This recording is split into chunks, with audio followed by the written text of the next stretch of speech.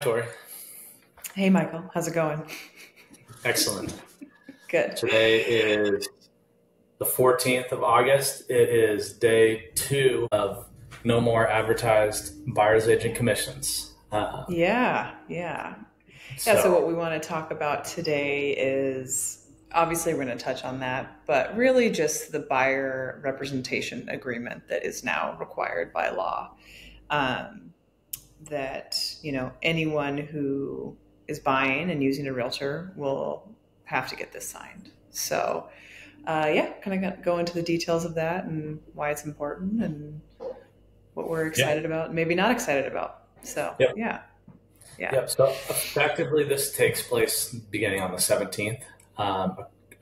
According to the lawsuit, the NAR settlement, uh, starting on the 17th, we basically have to have written buyer compensation agreements. What does that mean? Basically means that whenever you show a house to a buyer, or before you show a house to a buyer, you have to have a signed Yeah. written agreement that states how the buyer's agent is getting paid. So we've gotten these contracts signed over the years every once in a while, but part of the thing is like every once in a while you'll have someone that wants to go look at a couple houses just to get a feel for the market, but they're not necessarily Mhm. buying right now. And maybe it's like a friend of yours or something, and it just kind Yeah. of seems ridiculous to get a contract signed. They weren't intending to buy a house. That's fine. So those people we would never get a contract signed with. But according to the settlement, like you have to have written contracts every time, which is also interesting to me because a lot of times, like, or one of the questions that we still haven't had answers to, again, starting on the 17th, is what happens if someone shows up to your open house? Like, the way it's written and the way it reads, like Hmm. those people have to have signed buyer agreements that state how the buyer's agent is getting paid. So are we not allowed to let people in the house? And that part's actually still not figured out. But Yeah, that's interesting. I wonder if they'll write in like a caveat or something for that because, yeah, we're still going to be having open houses. So, yeah, that's interesting. yeah, But yeah, I mean, it's actually beneficial, to be honest, for both buyer and both realtor. Obviously, from the realtor's perspective, we do a lot actually as a buyer's agent. Some people feel differently about that, but we do a lot, and representation is really important. So, for us, it's important to get that signed because, it just needs to be clear how the compensation is happening, right? And to have loyal clients, basically. On the other side of that, you know, representation as a buyer is extremely important. Um, and there's just so many examples we've had over the years that had we not been involved, it would have been a complete disaster for that buyer had they closed on that home. yeah, Um, so yeah, it's just there's so much involved that people don't realize. And I'll be honest, not every transaction is that way. Sometimes it's super easy, you know. yeah, But there's a lot of nuance and caveats there that people don't realize are important. And I'm going to give an example. Actually, just gotten a contract today for a client, and before we wrote an offer, I decided to look at the zoning, and I looked at the zoning, and then I looked at the property, and I had noticed that the zoning was. I'm getting way too detailed on this, but basically, there's a timber deferral on the property. There's a timber forest deferral. So I had noticed that the property had been cleared. And I'm not going to get into the weeds here, but basically, there is no way that even a title report would have been able to bring up what I uncovered by calling the county, the Department of Revenue, and the forester local specific to that area. And by talking with all three of those people, I confirmed that it would not have come up in a transaction. It wouldn't even come up in the title. Now, the title would have showed that there's some timber deferrals on there, but they wouldn't have learned what I learned, which is there's about $30,000 of back taxes owed on that property, and it won't become due for another 3 years. So they would have closed on that property. They would have known about their timber deferrals with the title report. But a couple of years from now, they would have been hit with a bill, and a really big one. And so that alone exceeds what even our compensation would be. And so, do you see what I'm trying to yeah, say there? yeah, So yeah, anyway, yeah. yeah. No, that's So a really good example of just like like kind of specialty knowledge too. And mhm. it's like it's not that we're doing tax deferral properties every day. Yeah, But, of course. we just know the things to be kind of aware of and be prepared to kind of just dig into that. Honestly, a buyer shouldn't really be thinking about that too. Like they should be thinking about, does the home make sense for them? Right. Of course. And then we just go on the back end and try to figure out, make sure it does make sense for them on the more complex sides of things. Yes. So, yeah, exactly. To me, it's like when you're starting to work with someone, like the whole idea is you want to build trust with them, but we also have to have the knowledge base. When you hire someone, you should know who you're hiring. But if you theoretically walk into an open house and you have to have a signed contract with that person, like you don't know who that person is. And so, for us, like a lot of times it is taking people out, it's initially going through a buyer's, packet presentation and like kind of learning what to expect as the process goes on, showing a few houses, getting a feel for the buyer, and then the buyer gets a feel for us. And then we decide if that's a good fit. And that's kind of the way it's been. But now it's like there's a little bit of a weird, you kind of just have to just get into contract with them and then hope it goes well. So I don't know if we should show what those contracts look like, but I'm just really quickly going to kind of touch on, there's a couple things in here. Okay. So part of this, and again, this is like a proposed settlement agreement. So we still haven't officially settled. But we have to specify and disclose the rate of compensation in our agreements, right? So that's basically who's paying us and how much are we getting paid. It's not open-ended. So that's another weird part. Let's assume that on average, commissions used to be 2.5% for the buyer's agent. Right now, if you wrote a contract a buyer comes to us and says, I want to sign a contract, and let's say it's 2%. That's all they're willing to do. The seller's willing to pay 2.5% based on their listing price or whatnot. We can't get paid anymore. So it goes the other way too. If we say 3% and then the seller's offering 2%, then we have to discuss with our buyers, like, are we still getting this extra percentage and who's paying us? To me, though, at the end of the day, this isn't really that big of a deal because we're negotiating everything. And this was the one thing we didn't negotiate. But every once in a while, I kind of speak a little bit negatively about what we would call discount brokers. And what that is basically, it's kind of like limited representation. So the seller is hiring someone who probably doesn't pick up their phone. They're representing them on a limited level. And then they turn around and then they would offer like the buyer's agent a discounted commission there too. So maybe it's 1%. And those were always kind of awkward to negotiate. It's because like if you're working with a limited broker, like we're doing extra work. We're still doing like the listing agent work as well. And so those were always like, there's so many questions I would ask, about that situation, about the seller, about the agent. It was complicated, but now it kind of removes all that. And so we just negotiate the commission as well. Just like the sales price, just like the terms. Yeah, definitely. And what I think I've said this before, but what I'm really excited about this is that, I think we're fortunate that in that 4 years, we don't just get a call and show a property. We meet with the buyer, whether it's in person on Zoom, and we go over a very detailed summary, basically, of everything that we do, what to expect, and even just what the home buying process looks like start to finish. Yeah. And so even just within that meeting, you're learning about the buyer and the buyer is learning about you. And so from the beginning, it's professional and you get an understanding on who you're working with, and it's somebody who's competent and confident, right?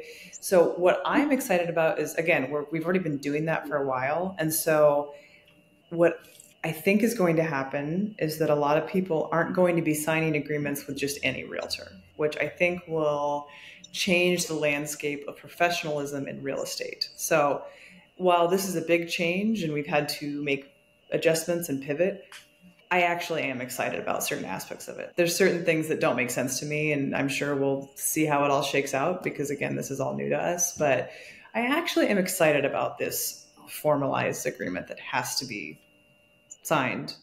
Not only before showing, before even any real estate advice is given. I think that this is just really important. And I think that buyers are actually going to be more well-informed now, because it's going to be clear if they're working with somebody who maybe isn't as well-versed in real estate. Yeah. Yes. Yeah. And the only other thing I would add there is that, and if there's any sellers that we've worked with watching this, one of the things that like we hardly ever talk about over the phone before we've met you is price, like listing price, and then commission. Mm-hmm. Because every situation is unique. And so, to the point of like having buyers sign agreements that state how we get paid. Yeah, certainly should bring up the professionalism a lot, unless buyers are just kind of willy-nilly signing buyer broker agreement and not thinking about it because they didn't think there was any value in the realtor, which, side note, a lot of realtors do this as a side hustle. I mean, the average realtor that sells a property, fun fact, in the Portland metro area sells about 3 properties a year. And less than 50% of all people holding a license actually sell a property. So everybody knows a realtor. Yeah, it'd be really hard to find someone that didn't know a realtor personally. But there's different levels to it. So I do think, I think the professionalism is it should step. Well, and a buyer obviously might not be looking into that. They might not realize they're working with somebody who hasn't sold a property in 4 years. Yeah. Yeah. And a lot changes. I mean, month to month in this in our industry. Oh yeah. Definitely if you're doing, not many transactions, it's just, it could be hard to keep up basically because things are changing like this. And it's not just all these rule changes, but it's form changes. Things are marginally changing over time. And if you're not up to date with everything, your representation isn't great basically. Yeah. 100%. And the only other thing that I think is going to come into play that this isn't exactly from I think from the buyer's agent perspective, I think initially a lot of people were confused on how to kind of deal with this. I mean, we've had a couple of company meetings here where I think there's a lot of confusion because basically, a lot of agents are thinking, what I'm going to do before I show a property because I have this compensation agreement signed is I'm going to call the listing agent and ask them if the seller is paying compensation because maybe they signed an agreement with their buyer that states that only the seller is going to pay for it because we don't have the cash or we don't want to pay for it, whatever this story is. And so the buyer's agent are going to call a listing agent. The problem with that is like the whole thing about this lawsuit is we have to get rid of that buyer's agent like percentage. And so I think a lot of listing agents are going to be dealing with this differently. Even between you and me, like we're talking about this differently. Like I think the conversations that I want to have with sellers is basically saying, hey, probably buyer's agents are going to be expecting 2.5% commission, and just being really clear about that. So when we price something, just understand that you're probably going to end up paying that as well. And so talking about it, but I don't want to put it into a contract because that's the thing we removed from the contracts via this settlement. And so it's just being really transparent with our sellers, understanding that, hey, you're probably going to have to pay this. And the reason for that is if we're just hardlining no, not paying this, I think the problem is there's going to be a lot of agents that just won't show the property. Because if you're really, that's your hard line, they can't show it because they're not going to get paid. So like the way that I'm thinking. So you lower your buying pool pretty significantly because you're just taking out so many people who don't have the ability. I mean, they already have a down payment. They've got closing costs, inspections, and they might be buying a house that maybe needs some work as well. And so paying, 2.5% might not be in the cards for them. Yeah. Sorry, I interrupted you. Yeah. Furniture, blinds, everything else that goes in the first year of ownership. You want a new refrigerator, whatever. I think this is what makes most sense to me is basically saying that the seller isn't offering a preset buyer's agent commission, but is open to negotiating or open to looking at any acceptable offer. With a competitive offer. Yeah, because we could say competitive offer, we could say acceptable offer, we could say whatever we want. But at the end of the day, pricing strategy changes in month to month, almost week to week. So sometimes we price things on purpose a little bit high. Sometimes we price things a little bit low. And so, at the end of the day, if our goal, for example, is to get multiple offers, like all we care about, and we do end up getting multiple offers, all we really Mhm. care about is the terms, you know, for Mhm. the terms make sense for a seller. And then also the price, right? Like what Right. net are they walking away with? When this house sells in the current condition and the current offer, like what's the net price going to be? And that's all the sellers really care about. They want the Mhm. process to be simple and all those kind of things. Mhm. But at the end of the day, like the net price matters more than the buyer's Mhm. commission. And the other Right. thing that I'm thinking too is like, if you are willing to pay, a seller's willing to pay a buyer's agent commission, those buyer's agents, they want to close the deal too. And so Right. that's where it gets like really professional, you know, and there has to be a lot of trust. Because if you hire some Mhm. random person and you're going to pay them 2.5 or 3%, but all they want to do is get the deal closed, you know, to your point at the very beginning of the tax deferral, Yeah. like you're like, Mhm. I don't care about the commission as much as I care about you guys being happy. And that when you have a friend or family member, or whatever, that wants to buy a house, you're going to refer us to them, you know? Completely. Or let's say that seller is not offering a commission, or they're offering a really low commission or something like that. Again, what you said, that buyer's agent is less excited about that deal. And let's say something comes on the market, you know, and there's a different one, and that one is the full 2.5%. They're gonna want that one. I mean, right? And so I mean, obviously it all comes down to what the buyer wants, but it is relevant. It's like you want the buyer's agent to want to close the transaction. Yep. You know, and then, you know, for all those people out there like, well, I'll just go directly to the listing agent, you know, skip a buyer's agent. Please, you know, come to us. First of all, that means that listing agent would be representing both sides. Okay. So then that way, and then that situation, then the buyer's agent fee is still there. Or if they don't represent the buyer, there's what I was talking about before, which is you might not know what you're getting into with a tax deferral or something like that. You know, but at this, you just, as a buyer, it is so important to have representation, because if the listing agent is working for the seller, which is what they're doing, what do they want for the seller? They want the highest and best price. And by the way, keep in mind the seller and the listing agent set the price, right? So you also want a buyer's agent to, is this the right price? Yep. Did you look at data? Did we look at comps? All that kind of stuff. So it starts with the price, what your offer is, the inspection contingency, the title review, the property disclosure review, lender issues, appraisal issues, all these things. If you don't have representation through all those steps, things can get really messy and you might not be making the right investment. Yeah.